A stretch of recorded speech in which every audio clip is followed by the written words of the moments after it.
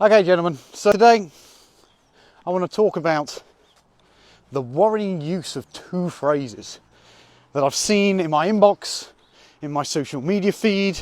I've even heard them in conversations over the last 3, 4, 5 days. Now, those two phrases are this. Phrase number one, in these worrying times.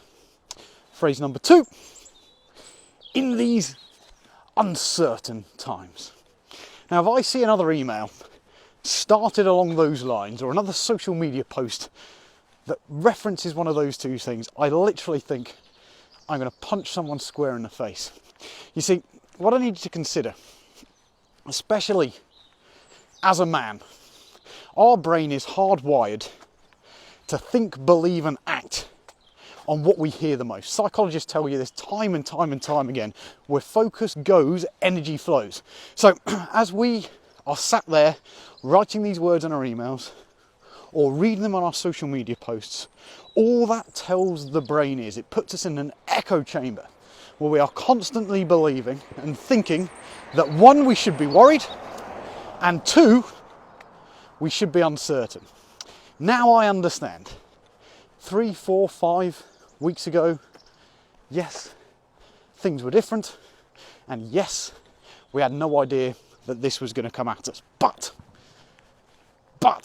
I need you to consider that doesn't justify the fact that right now we need to be thinking positive next actions. What is the next positive thing that I can do to get me forward and to move the dial today?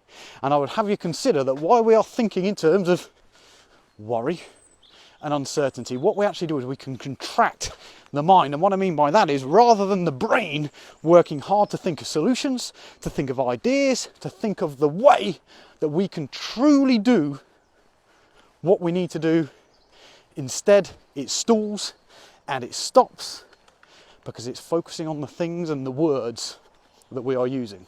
So right now, today, my friends, I want you to consider it your moral obligation to rise up and ban those two phrases from your vocabulary for the immediate future. In fact, each and every single time you use the word worrying times, uncertain times, and you consider right now you are putting your family in danger.